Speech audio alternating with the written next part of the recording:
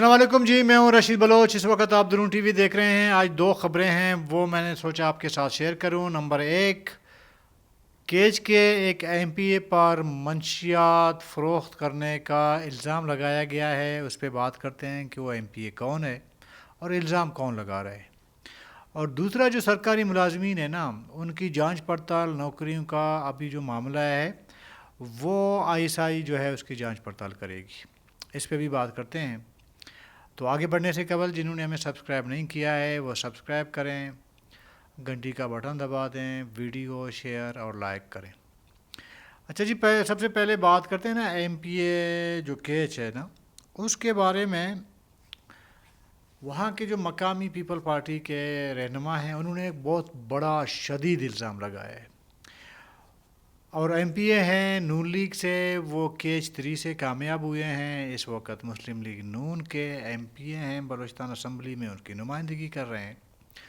ان پر تربت کے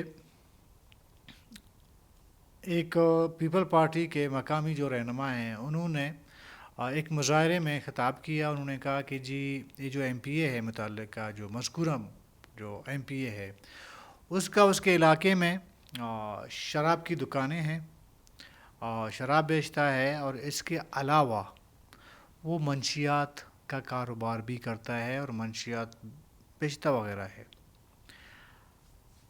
ہونا تو یہ چاہیے تھا کہ یہ جو الزام لگا ہے نا اس ایم پی اے پہ، اس ایم پی اے کو اپنی وضاحت قانونی طریقہ کار سے دینی چاہیے تھے، اور جس نے الزام لگایا ہے اس کو وہ لیا تھا کسی عدالت وغیرہ میں، اپنا دامن جاڑ دیتا کہ جی یہ جو الزام لگا ہے یہ غلط ہے۔ آج دوسرا دن ہے، میں چیک کر رہا تھا کہ شاید ایم پی اے کی جانب سے کوئی رد عمل آئے، لیکن ابھی تک وہ آیا نہیں۔ ابھی ہو سکتا ہے بعد میں کوئی رد عمل آئینی، کوئی قانونی کوئی رستہ اختیار کیا جائے، لیکن دیکھیں ایک عوامی نمائندے پہ اس طرح کا الزام لگنا ایک بہت بڑا الارمنگ ہے۔ عمومی طور پر یہ جو سیاستدان ہوتے ہیں، جن کا اوڑھنا بچھوڑنا، ان کا کھانا پینا سب کچھ سیاست ہوتا ہے، ظاہر ہے کہ ایسے لوگ تو پھر منشیات وغیرہ کا کاروبار نہیں کرتے ہیں نا۔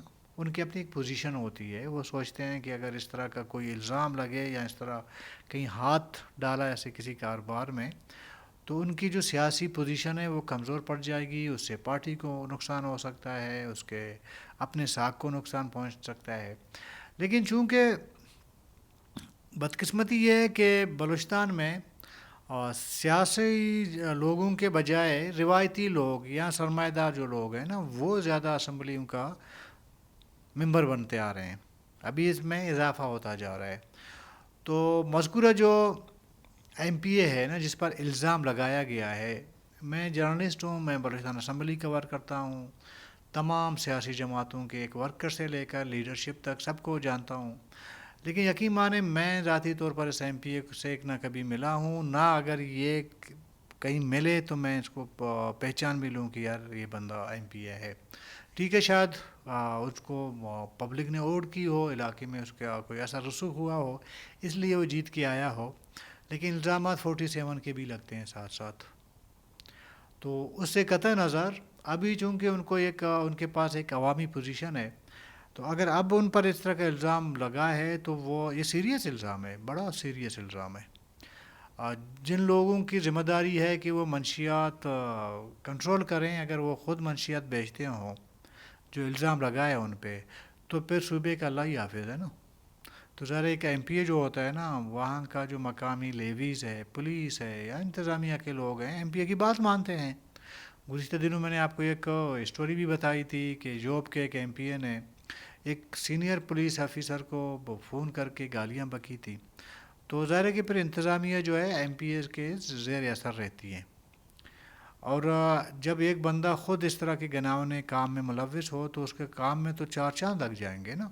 پہلے کہیں پکڑنے کا خطرہ جو ہوتا تو اب وہ خطرہ بھی ٹل گیا، اور آزادی سے جو ایک کاروبار ہوتا ہے، اور ظاہر ہے کہ اس سے نسلیں تباہ ہوتی ہیں۔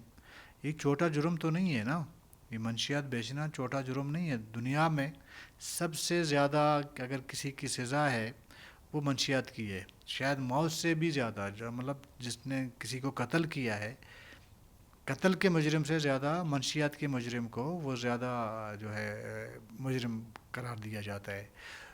تو اس متعلقہ ایم پی اے نون لیگ کا ہے، نون لیگ کی ظاہر کی مخلوط حکومت میں وہ شامل بھی ہے بلوچستان کی. تو اس کو اپنا دامن جھاڑنا چاہیے اگر یہ الزام غلط ہے. اگر اس میں وضاحت نہیں آتی ہے پھر ظاہر ہے کہ الزام پہ جو پھر انگلیاں بھی اٹھتی ہیں، جہاں الزام لگتی ہے پھر لوگوں پہ انگلیاں اٹھتی ہیں، اور آہستہ آہستہ جو شک ہوتا ہے وہ یقین پہ بدل جاتا ہے. اچھا، اگلا جی ہمارا سیگمنٹ ہے کہ بلوچستان حکومت نے یار ایک نوٹیفیکیشن جاری کیا ہے.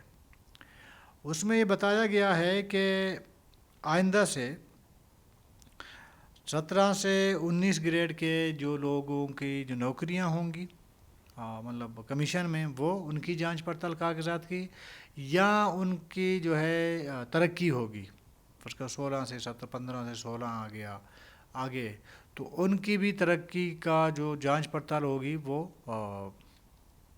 آئی ایس آئی کرے گی. ٹھیک ہے. اور نوٹیفیکیشن کا جو متن ہے اس کو میں نے تھوڑا سا اردو میں ٹرانسلیٹ کیا ہے، وہ میں آپ کو سناؤں گا تو آپ کو بہتر سمجھ آئے گی. بلوچستان حکومت نے سرکاری ملازمین کے پروموشن کا اختیار آئی ایس آئی کو دے دیا ہے. نوٹیفیکیشن کے مطابق بلوچستان حکومت نے سرکاری ملازمین کے پروموشن اور نئی بھرتیاں کرنے کا اختیار انٹر سروس انٹیلیجنس یعنی کہ آئی ایس آئی کے اسپیشل ونگ ایس وی اے سمیت متعلقہ محکموں کے سیکرٹریز، ڈپٹی کمشنر کی نئی بھرتیاں اور ترقی اور گریڈ 17 اور 19 کے ملازمین کے کاغذات کی جانچ پڑتال کرے گی، یعنی آئی ایس آئی کرے گی. ٹھیک ہے. نئی بھرتی میں بھی آئی ایس آئی کا خصوصی ونگ کلیئرنس دے گا، اور اس کے بعد جو ہے پروموشن پہ بھی یہی شرائط مشروط ہوں گی. تو اس معاملے میں دیکھیں، ایسے پہلے مرکزی حکومت نے موجودہ گزشتہ جو حکومت تھی پی ڈی ایم کی، تو اس میں میرے خیال میں جو وفاقی جو افسران ہیں اس میں میرے خیال میں گریڈ 16 سے اوپر کے جن کی جانچ پڑتال کاغذوں کی یا ان کی پروموشن کی جو این او سی یا اجازت یا گرین سگنل ملے گا وہ آئی ایس آئی سے ملے گی. یہ مرکزی حکومت نے بہت پہلے ایک نوٹیفیکیشن جاری کیا تھا. ابھی صوبائی حکومت نے بھی یہ نوٹیفیکیشن جاری کر دیا ہے. ابھی چونکہ اس پہ سرکاری ملازمین بہت سارے اس پہ ان کا تحفظات ہیں، وہ اپنے تحفظات کا بھی اظہار کرتے ہیں. اور سر ایک حساب سے اس سے پہلے جو ہے اس نوٹیفیکیشن سے پہلے اس طرح کی جانچ پڑتال جو ہے وہ صوبائی محکمے کیا کرتے تھے. ابھی ذرا کہ یہ جو اختیار ہے یہ صوبائی محکمے سے نکل کے یہ آئی ایس آئی کے پاس گئی ہے. تو آئی ایس آئی بہتر طریقے سے شاید کاغذوں کی جانچ پڑتال بھی کرے، اور جیسے کہ کوئی بندہ اگر کسی کمیشن میں اپلائی کر رہا ہے تو اس کے کاغذات نامزدگی کا پہلے جو جانچ پڑتال ہوگی اس کی جو کلیئرنس ہے وہ آئی ایس آئی دے گی. اگر کوئی بندہ فرض کریں تحصیلدار ہے یا کوئی ٹیچر ہے، کوئی 16 گریڈ کا ہے، ابھی اس نے 17 گریڈ کو جانا ہے، تو اس ملازم کا بھی جو کلیئرنس ہے وہ بھی آئی ایس آئی کی جانب سے جانچ پڑتال ہونے کے بعد دی جائے گی.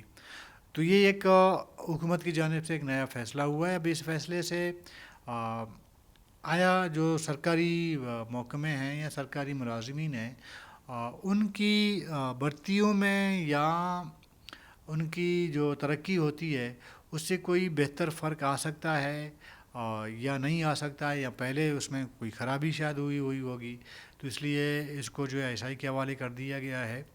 بہرحال جیسا بھی ہے